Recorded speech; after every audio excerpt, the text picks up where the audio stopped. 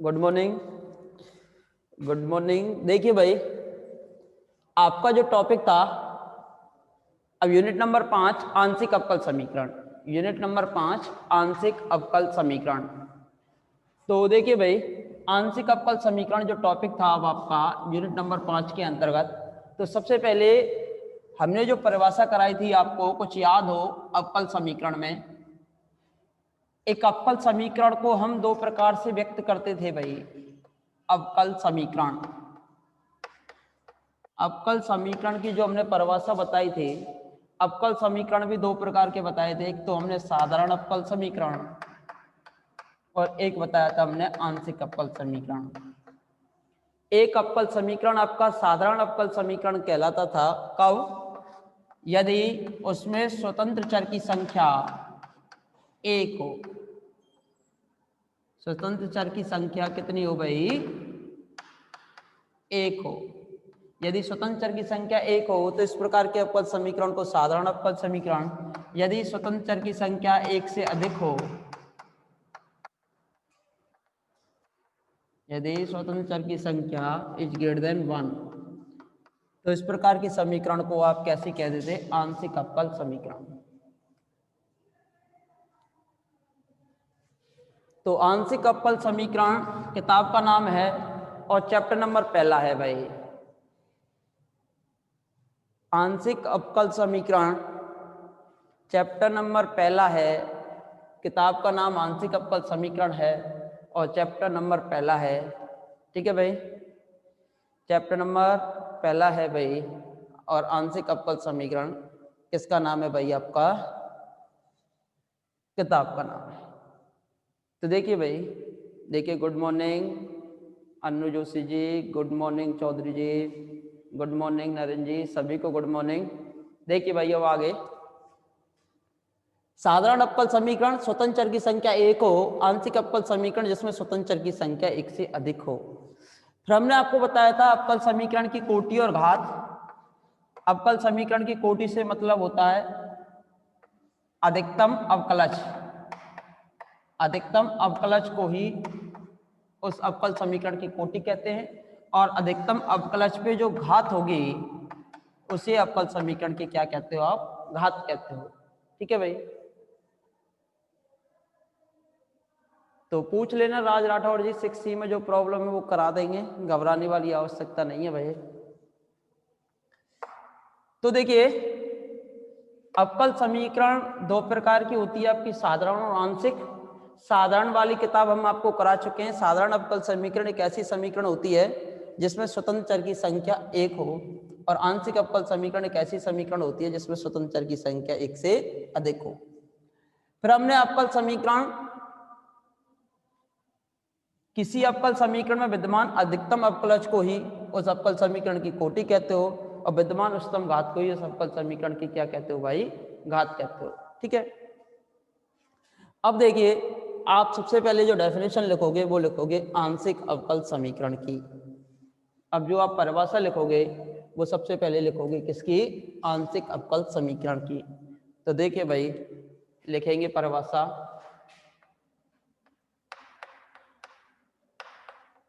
आंशिक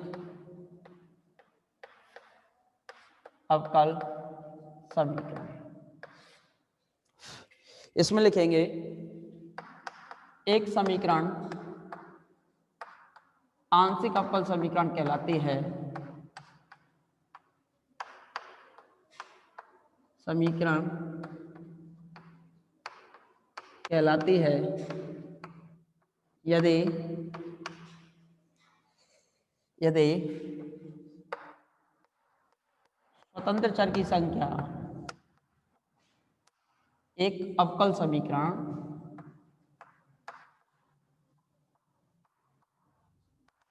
एक अवकल समीकरण आंशिक अवकल समीकरण कहलाती है यदि स्वतंत्र चर की संख्या एक से अधिक हो।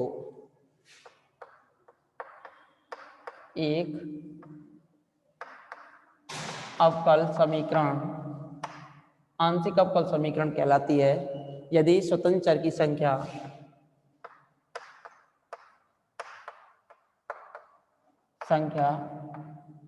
एक से अधिक हो। ठीक है भाई। फॉर एग्जाम्पल के तौर पर फॉर एग्जाम्पल के तौर पर फॉर एग्जाम्पल यदि z is a function of x and y, यदि z is a function of x and y, hello नमस्कार सर। हाँ सर नमस्कार। हाँ क्लास में हुआ अभी थोड़ी देर। हाँ हाँ मैं भी कॉल करता हूँ, ठीक है।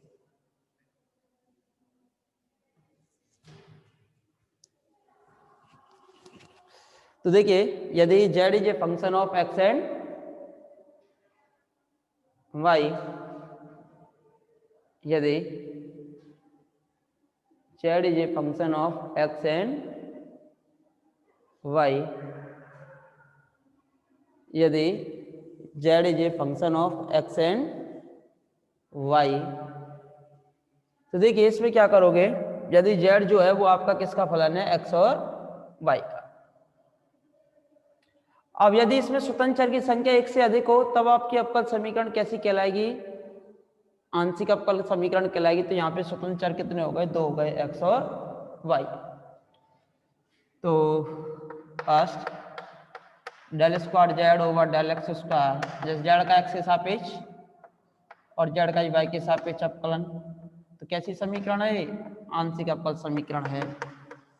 Del square Z over del X del Y plus del Z over del Y e की पावर x, ये भी आंशिक है।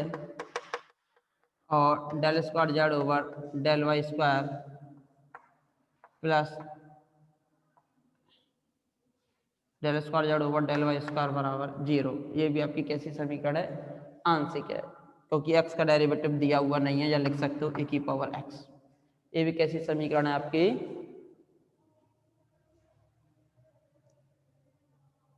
ठीक है जतिन जी, हम बोल दिया करेंगे, आप लिख लीजिए। तो ये सभी जो समीकरण है आपकी कैसी समीकरण है भाई, ये जो सभी समीकरण दी हुई है वो आपकी सभी जो समीकरण हैं वो आपकी कैसी समीकरण है, आंशिक अवकल समीकरण है।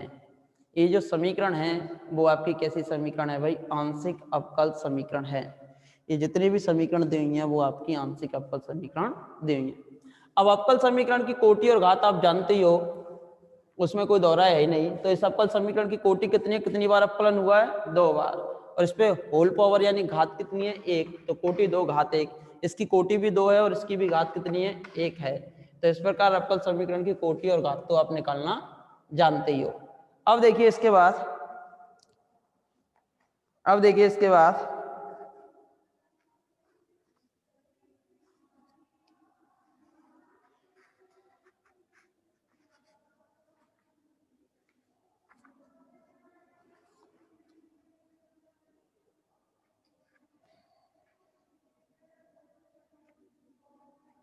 हेडिंग डालोगे आप इसके बाद,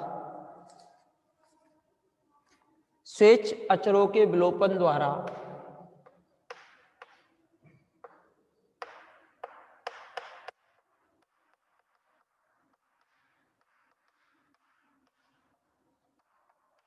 स्वेच्छ अचरों के विलोपन द्वारा आंशिक अवकल समीकरण की व्युत्पत्ति,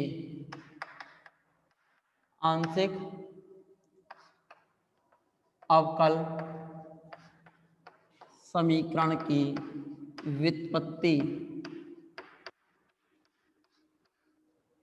तो आपको जो भी समीकरण दिया हुआ उसमें स्वेच्छ अचर दिए हुए होंगे, उन स्वेच्छ अचरों से आपको स्वेच्छ अचरों का विलोपन कर आंशिक अवकल समीकरण बनाना है। क्या बनाओगे भाई, आंशिक अवकल समीकरण बनाओगे। तो देखिए आंशिक अवकल समीकरण कैसे बनाओगे वो चीज देखेंगे यहां से भाई। तो देखिए माना कि तो 3 चर तो दे हुए हैं भाई, माना कि five X Y Z A B, five तो कोई भी रिलेशन है, ए बी बराबर 0, एक्स वाई जेड में एक संबंध है, चर चरों एक्स वाई जेड में एक संबंध है यहाँ ए और बी स्विच, जहाँ ए और बी स्विच अचर हैं। यहाँ ए और बी आपके क्या है भाई, स्विच अचर हैं। एक्स वाई जेड में तो फलन होगा ही होगा, क्योंकि जेड किसका फलन है, एक्स और वाई का, और ए और बी क्या है, स्विच अचर हैं। ठीक है भाई। माना कि तथा माना कि जेड स्वतंत्र चरों एक्स व वाई का फलन है, तो ए और बी तो अचर हो गए, और आपका जेड एक्स और वाई का फलन हो गया। तो जेड तो हो गया आपका परतंत्र चर, एक्स और वाई आपके हो गए स्वतंत्र चर। यहाँ पे स्वतंत्र चरों की संख्या हो गई 2 और परतंत्र चर की संख्या हो गई 1। ठीक है भाई। जेड किसका फलन भी है, एक्स का भी और वाई का भी। अब समीकरण 1 का एक्स के सापेक्ष आंशिक अवकलन करने पर, तो समीकरण 1 का एक्स के सापेक्ष आंशिक अवकलन कीजिए। तो 1 का जब एक्स के सापेक्ष आंशिक अवकलन करोगे तो देखिए फाई किसका फलन है, एक्स भी है इसमें और क्या भी है, जेड भी है, और जेड खुद किसका फलन है, एक्स का। तो फाई का पहले तो सीधे सीधे हो जाएगा किसके सापेक्ष, एक्स के सापेक्ष, एक्स के सापेक्ष कर रहे हैं प्लस, लेकिन फाई का जेड भी है इसमें और जेड किसका फलन है, एक्स का, तो फाई का किसके सापेक्ष होगा, जेड के, फिर जेड का किसके सापेक्ष हो जाएगा, एक्स के, और बराबर में कितना है, 0। अब देखिए इससे आप क्या लिखते हो, ये del phi over del X, del Z over del X को आप लिखते हो P del phi over del Z. 21 नंबर पर आपने अवकल समीकरण की जब किताब पढ़ी थी, आपको याद हो P बराबर तो ये होता है, Q बराबर ये होता है del Z over del Y, R बराबर होता है del square Z over del X square, S बराबर होता है del square Z over del X del Y, और T बराबर होता है del square Z over del Y square. तो P Q R S T का आप मान यहाँ से निकाल लोगे भाई। P का मान निकाला, Q का मान निकाला, R का मान निकाला, S का मान निकाला, और आपने T का मान निकाल लिया। ठीक है भाई। समीकरण 1 आ गया तथा 2 आ गया, सॉरी, तथा समीकरण 1 का अब किसके सापेक्ष कर दें, 1 का y के सापेक्ष, y के सापेक्ष आंशिक अवकलन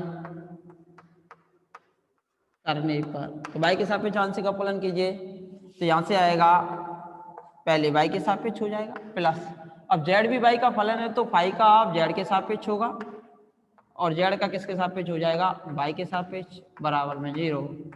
तो ये बचेगा यहाँ से del phi over del y. अब del Z over del y आपका होता है किसके बराबर, क्यू के बराबर, और यहाँ से बचा del phi over del Y बराबर 0। समीकरण नंबर 3। अब 3 समीकरण आ गए, एक तो यही था, एक ये था और एक ये था, 3 समीकरण आ गए। इन तीनों समीकरणों से ए और बी को क्या कर दोगे आप, एलिमिनेट। समीकरण 1, 2 व 3 से ए और बी का क्या कर दोगे, विलोपन, और हमें अविष्ट आंशिक अवकल समीकरण प्राप्त हो जाएगी। समीकरण 1, 2 व 3 से ए बी का विलोपन करने पर, ए बी का विलोपन करने पर अविष्ट आंशिक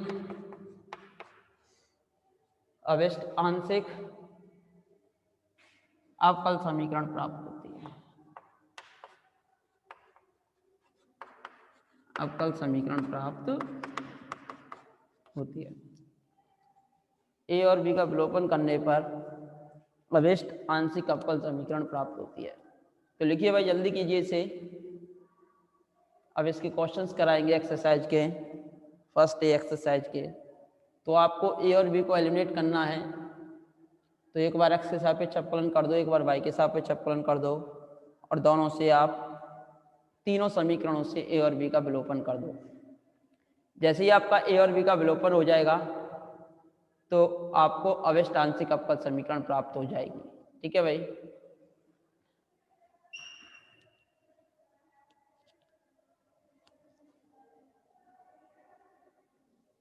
समीकरण 3 को देखें। हाँ जी, देख लिया। बताइए क्या देखना है इसमें, बोलिए।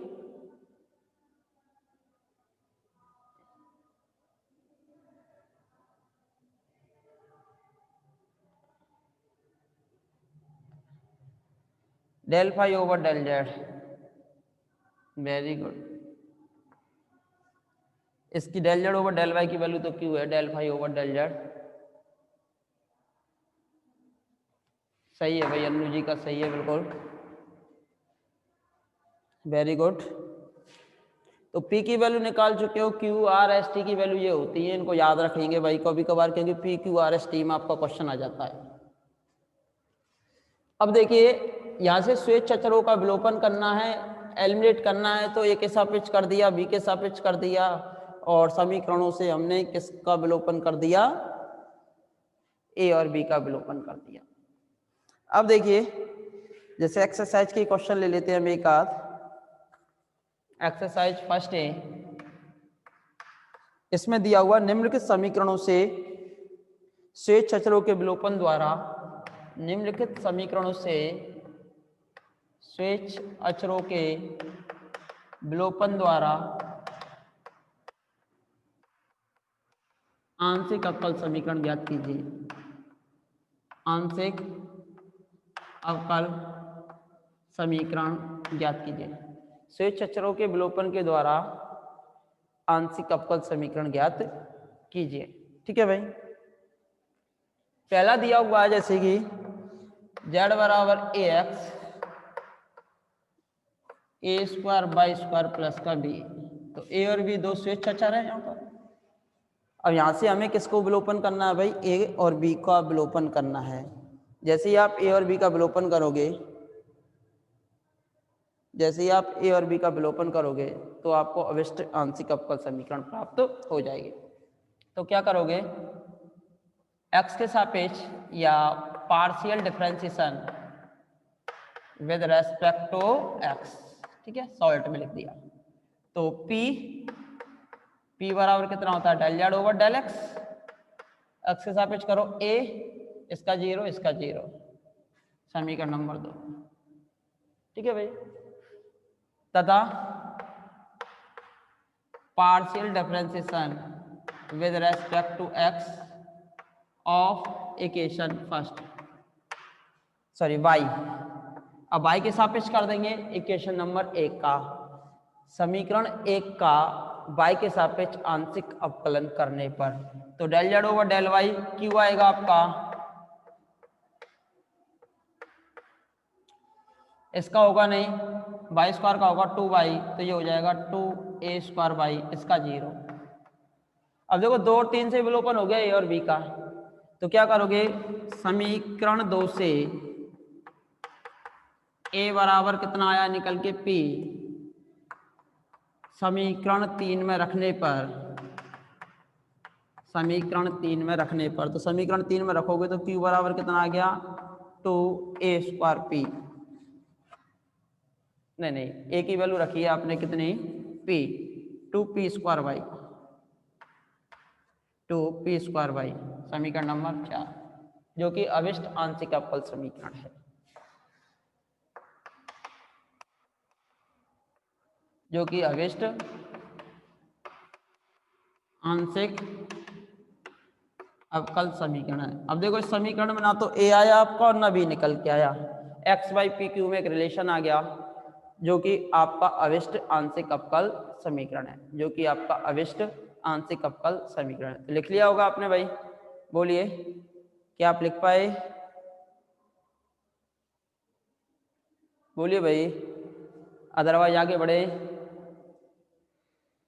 लिख लिया हो तो अच्छी बात है, और नहीं लिखा हो तो भी अच्छी बात है, क्योंकि आपको तो आगे बढ़ना ही है भाई। तो देखिए नेक्स्ट क्वेश्चन की तरफ, जैसे क्वेश्चन नंबर 4 ले लेते हैं। क्वेश्चन नंबर, वेरी गुड, लिख लिया अजय जी, वेरी गुड, हाँ sir. Satish ji very good, अभिषेक चौधरी वेरी गुड, लिख लिया, वेरी गुड भाई, ऐसे ही लिखा करो। तो देखिए भाई, जैसे क्वेश्चन नंबर 4 दिया हुआ है इसका, question number 4 Z equal to, ऐसे क्वेश्चन है भाई, कुछ नहीं इनमें, पार्शियल डिफरेंशिएशन कीजिए और ए और बी को एलिमिनेट कीजिए। समीकरण नंबर 1 दिया हुआ है, एक्स के सापेक्ष अवकलन कीजिए आंशिक, वाई के सापेक्ष आंशिक अवकलन कीजिए और एलिमिनेट कीजिए। एक्स के सापेक्ष आंशिक अवकलन करने पर, एक्स के सापेक्ष आंशिक अवकलन करने पर del Z over del X बराबर होगा पी, इसका होगा तो एक्स माइनस ए। ठीक है भाई, तो एक्स माइनस ए की वैल्यू निकल के आ गई यहाँ से, तो X minus A equal to P by 2, equation number 2। समीकरण 1 का y के सापेक्ष आंशिक अवकलन करने पर, आंशिक अवकलन करने पर, तो y के सापेक्ष कीजिए भाई, q बराबर del Z over del Y, तो इसका 0, इसका होगा तो y माइनस बी, तो यहाँ से y माइनस बी की वैल्यू निकाल ली आपने q बाई 2। समीकरण 2 व 3 से x माइनस ए और y माइनस बी का मान रख दें इसमें, तो किसका विलोपन हो जाएगा, a और b का। समीकरण 2 व 3 से मान 1 में रखने पर, रखिए भाई, तो z बराबर आएगा आपका x माइनस ए की वैल्यू आई है आपकी p बाई 2, स्क्वायर है तो स्क्वायर लगा दिया, इसकी वैल्यू आई है q बाई 2, स्क्वायर है तो स्क्वायर लगा दिया। तो 2 का स्क्वायर 4, 2 का स्क्वायर 4, 4 एलसीएम, 4 आपका इधर चला जाएगा भाई, तो 4z बराबर हो गया आपका कितना, P square plus Q square. समीकरण नंबर 4, जो कि अविष्ट आंशिक अवकल समीकरण है, जो कि अविष्ट आंशिक अवकल समीकरण है, जो कि अविष्ट, वो भी आंशिक, वो भी अवकल, वो भी समीकरण है। ठीक है भाई, जो कि अविष्ट आंशिक अवकल समीकरण है। देखिए आसान क्वेश्चन थे, एलिमिनेट करना ए और बी को और आसानी से वैल्यू निकालोगे। यहाँ तो हमने कांस्टेंट को एलिमिनेट किया है, और इसकी जो नेक्स्ट एक्सरसाइज होगी उसमें हम फंक्शन को एलिमिनेट करेंगे, यानी फलन का विलोपन करेंगे। अब फलन का विलोपन भी ऐसे ही किया जाएगा जैसे यहाँ से कर रहे हो, वहां से हम फलन का विलोपन करेंगे, और फलन का विलोपन करने के बाद, वेरी गुड, लिख लिया भाई सभी ने, सही बात है भाई। तो हम किसका विलोपन करेंगे भाई, फलन का विलोपन करेंगे नेक्स्ट एक्सरसाइज में। तो इसके क्वेश्चन आप कर लेना। वैसे तो क्वेश्चन एग्जाम पेपर में आने के ना के बराबर चांसेज हैं, फिर भी अगर आता है तो 1 नंबर से ज़्यादा का क्वेश्चन नहीं मिलेगा आपको। ठीक है भाई, छोटा सा क्वेश्चन, क्योंकि चैप्टर नंबर 1 से एक ही एक्सरसाइज है आपकी लांगराज से ही आपका क्वेश्चन आता है, और चैप्टर नंबर 2 से आपको एक विधि पढ़नी है, केवल 4वीं विधि, और चैप्टर नंबर 3 आपको आधे से ज़्यादा पढ़ना है। इस प्रकार आपकी यूनिट होगी। तो यूनिट नंबर 1 में आपको एक्सरसाइज फर्स्ट सी करनी है मोस्टली, और सेकंड चैप्टर में आपको 4 विधि करनी है मोस्टली, और थर्ड चैप्टर में आपको आधा चैप्टर पढ़ना है ओपनिंग से, CF और PI निकालना ही होता है उसमें भी। ठीक है भाई, फर्स्ट एक्सरसाइज आपकी कंप्लीट हो गई हमारी ओर से। तो भाई आप क्वेश्चन सॉल्व करके देखना, आसान क्वेश्चन है, A और B को एलिमिनेट करना है आपको। अब देखिए नेक्स्ट हेडिंग डालोगे, स्वेच्छ फलन के विलोपन द्वारा, फलन के विलोपन द्वारा आंशिक अवकल समीकरण की व्युत्पत्ति, आंशिक अवकल समीकरण की व्युत्पत्ति, आंशिक अवकल समीकरण की व्युत्पत्ति। तो आंशिक अवकल समीकरण की व्युत्पत्ति करने से पहले टेक्निकल इशू होने के कारण आप क्लास रिजॉइन करेंगे भाई, तो क्लास रिजॉइन कीजिए भाई।